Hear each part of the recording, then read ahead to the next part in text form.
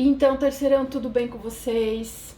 E vamos lá então, para como eu expliquei para vocês no outro vídeo, a gente vai ver um pouquinho sobre o Present Perfect. Quem foi meu aluno ano passado já viu isso, que a gente viu um pouquinho no segundo ano, certo? Mas eu vou dar uma recapitulada em tudo isso. Então, presente perfeito, pessoal. Esse texto vocês podem passar no caderno ou imprimir a folha, como vocês acharem melhor, ok? Lembrando então que o presente perfeito ele é um tempo no qual ele expressa ações de que são influenciadas pelo presente, elas acontecem ou foram concluídas recentemente. Como assim? Um caso muito comum é dizer onde a gente vive, certo? Aqui eu tenho um exemplo. I have been living in Rio de Janeiro since 2010, no caso 2010. Mas, no caso meu, I have been living in Guabiruba since I was born, desde que eu nasci.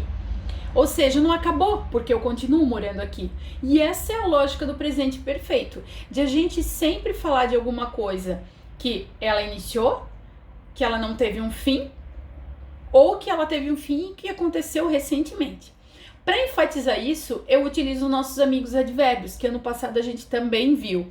Que são quais? Already, yet, ever, just, never, always, lately, often, recently, frequently. Que eles ajudam a enfatizar a frase. Vamos ver os exemplos aqui que eu coloquei, ó. She has never been to the States. Ela nunca esteve nos Estados Unidos. Certo? Se eu fosse traduzir ao pé da letra, aqui seria assim, ó. Ela tem nunca estado nos Estados Unidos. Mas como eu falei para vocês, são expressões.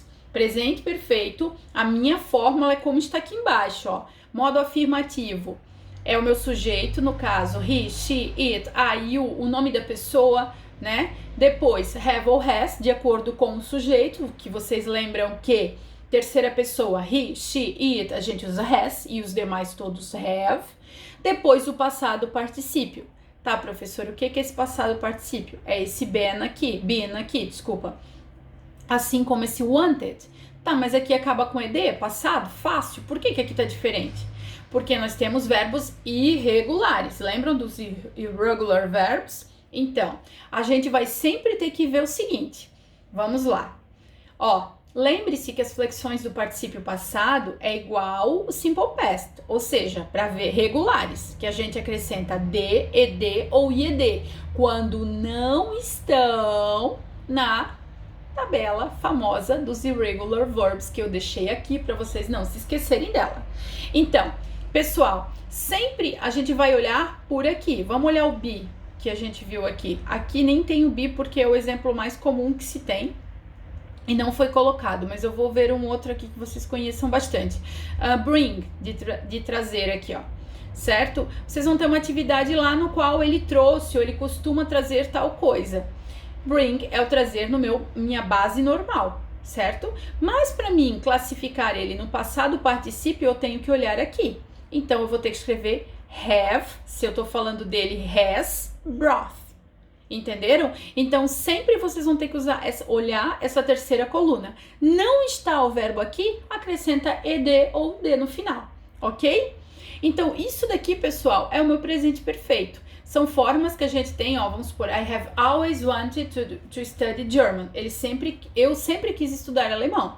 Então, eu tenho sempre desejado estudar alemão. Seria a minha tradução ao pé da letra. Mas o presente perfeito, ele transforma essa expressão.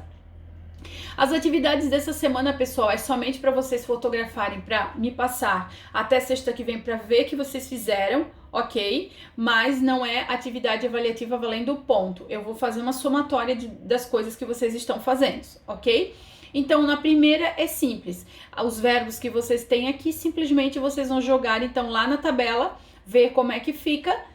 E se não estiver lá, é acrescentar a regra do ed no final, conforme vocês já sabem que é do passado. E o segundo exercício, a frase ela está misturada e vocês vão ter que colocá-la em ordem. Lembrando então, conforme aqui, que vocês têm certinho, sujeito primeiro, depois have ou has, depois o passado particípio, que é o verbo, certo? Que pode estar assim ou pode estar com ed no final, e o complemento, tipo algum advérbio, que são esses da tabela, que vocês vão ver aqui. Então é questão de olhar, estudar, se concentrar, que vocês vão conseguir fazer tudo e tirar de letra. Ok?